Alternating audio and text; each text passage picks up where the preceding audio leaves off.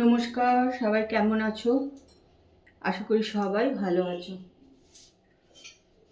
আমিও মোটামুটি ভালোই আছি।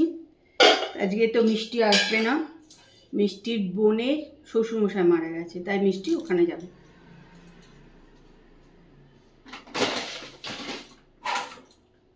আজকেই মারা গেছে, তাই ওখানে যাবে, সেই জন্য মিষ্টি আসবে না। সেই জন্য আমি চলে এসেছি সকালেই রান্নাঘরে। তাই চলো, আমার ব্লগ আজকে এখান থেকেই শুরু করলাম। ব্লগ হলিক সীমাতে সবাইকে স্বাগত। তোমরা আমার সঙ্গে থাকো আর ব্লগটা দেখতে থাকো। অনেকটা বেলা হয়ে গেছে জানো, এখন তাড়াহুড়ো করছি। এই খবর দিল, সকাল সকাল খবর দেয় না ওরা, এটাই মুশকিল হয়ে যায়। যাই হোক, আর কী করা যাবে, লেগে পড়ি। এখানে দেখো, ওটস আর মুসুরি ডাল ভিজিয়ে রেখেছিলাম, সেটাই বানাবো পরোটা। একটা লঙ্কা কেটে নিলাম আর পেঁয়াজ দিয়ে দেবো।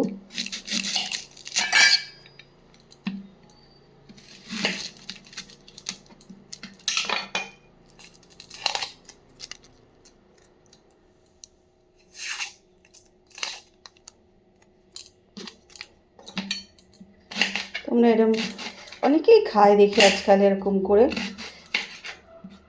আমারও খেতে এটা ভালোই লাগে।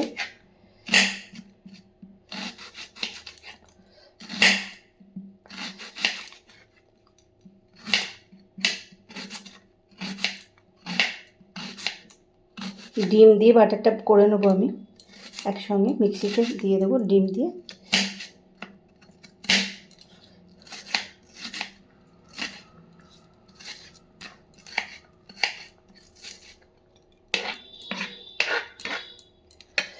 চলো করে নিই। পরেটা বানানো হয়ে গেছে, ওটস, মুসুর ডাল, দুটো ডিম, লঙ্কার পেঁয়াজ, এটাই দিয়েছে। আর আজকে কিন্তু কিছু দিইনি, গাজর টাজরও দেওয়া যায়, আজকে আর দিলাম না।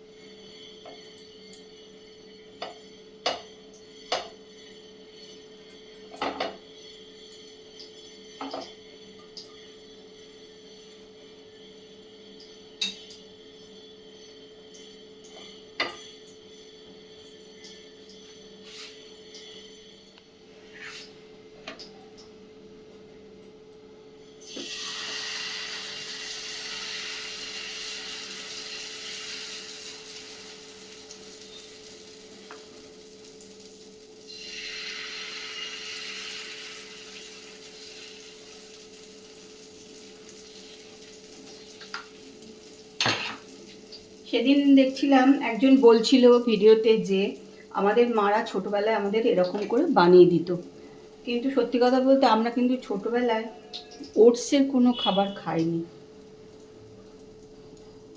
আমি তো সত্যি কথা আমরা জানতামও না ছোটোবেলায় ওটসের খাবারের কথা।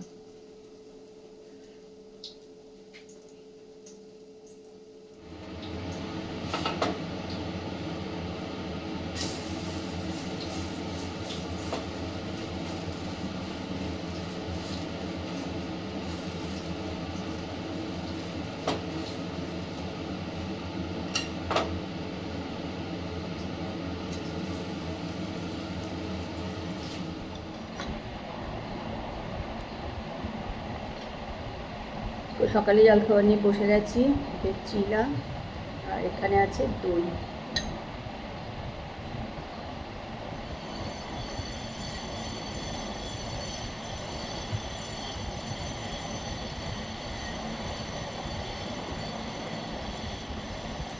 বাড়ির সামনে ওদের কাজ হচ্ছে, পাথর কাটছে আর একদম ধুলো আসছে হুড় করে।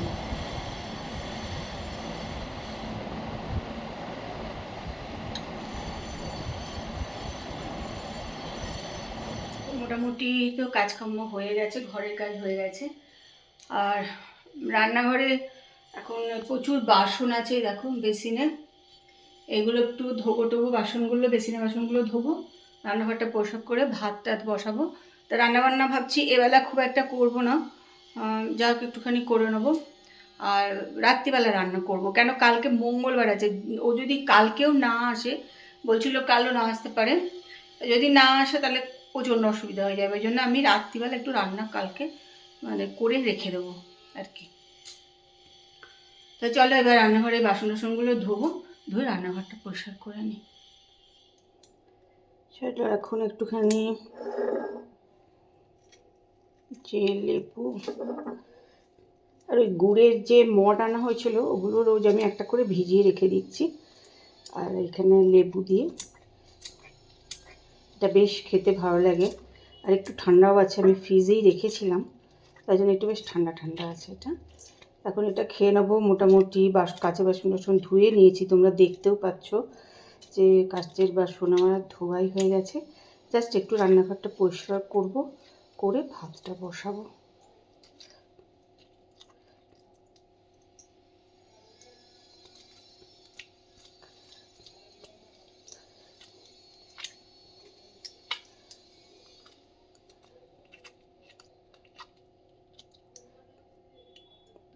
তোমরা এর মধ্যে একটু বিট নুন টিট নুন দিয়ে খেলে ভালোই লাগে, কিন্তু আমি এটা নুন টুন দিই না,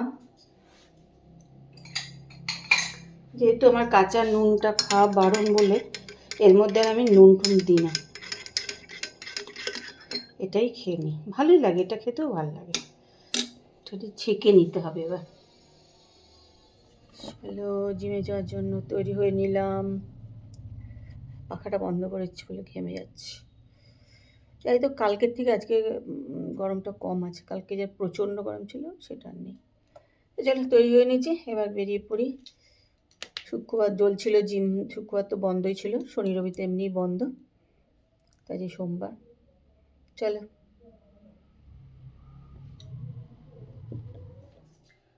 দেখো চলে এসেছি রান্নাঘরে, একটুখানি রান্না করব।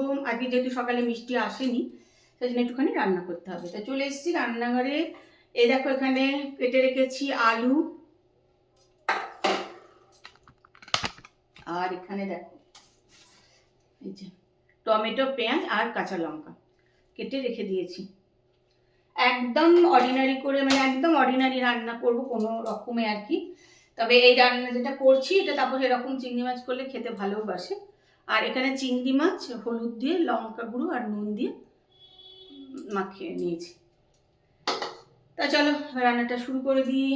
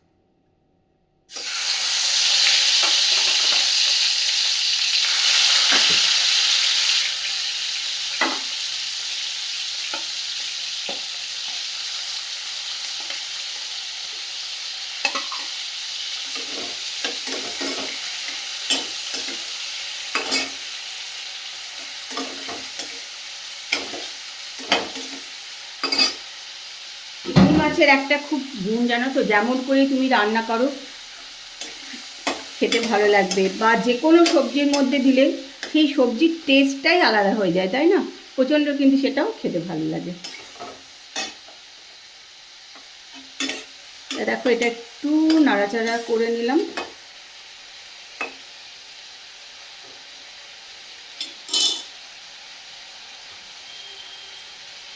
এবার এর ভেতরে কিন্তু আলু সব দিয়ে দিলাম।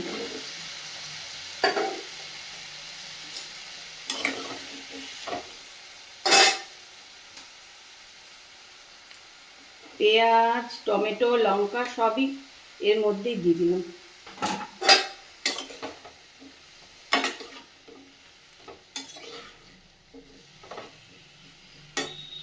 যে যেমন ঝাল খাবে সেরকম কাঁচা লঙ্কা দিয়ে দেবে। তা আমি মোটামুটি দিয়ে দিয়েছি 5টা মতন কাঁচা লঙ্কা। আর লঙ্কার গুঁড়ো টুড়ো কিচ্ছু দেবো না, এর ভেতরে একটু হলুদ আর নুন দেব,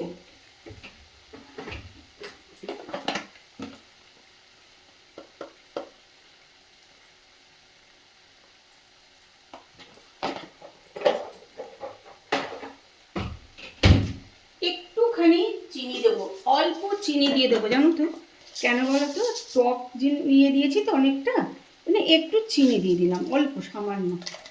যারা চিনি খেতে ভালোবাসো না তারা দেবে না, কোনো ব্যাপারই না, চিনি না দিলে কোনো অসুবিধা নেই।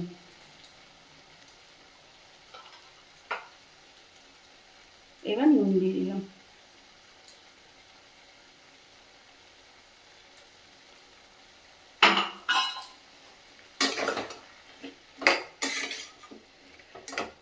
মোটামুটি কিন্তু এখান থেকে চিংড়ি মাছটা ভেজেছি না, জল বেরিয়েছে খানিকটা জানো তো, দেখো।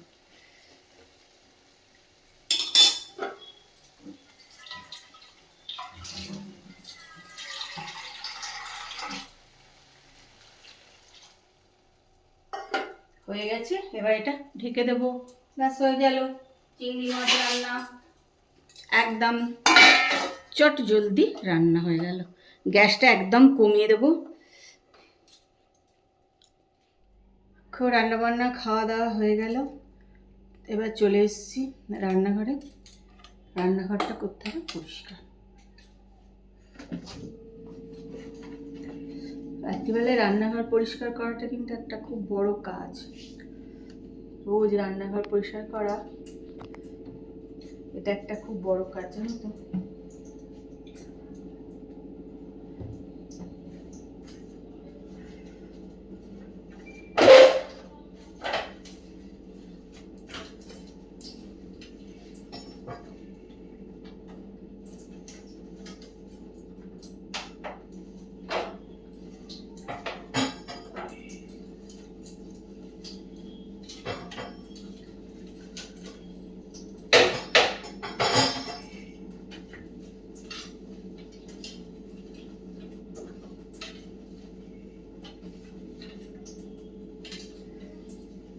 রান্নাঘরটা পরিষ্কার থাকলে ভাল লাগে, সকালবেলা বেশ একদম পরিষ্কার একটা রান্নাঘরে এসে ঢুকতেও ভালো লাগে, আর ওই নোংরা ঝোংরা একদমই ভালো লাগে না।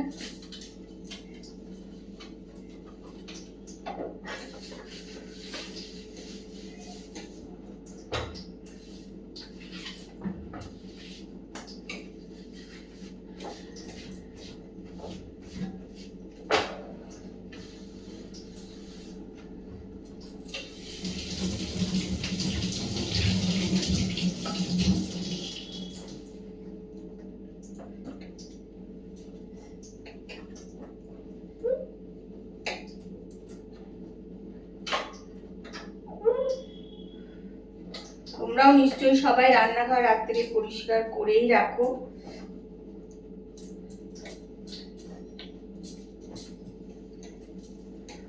কেন সকালবেলায় অফিস যাদের আছে তাদের তো মানে উঠেই, ঘুম থেকে উঠেই আগে রান্নার দরকার হয়, সেজন্য রান্নাঘর পরিষ্কারও দরকার হয়, তাই না?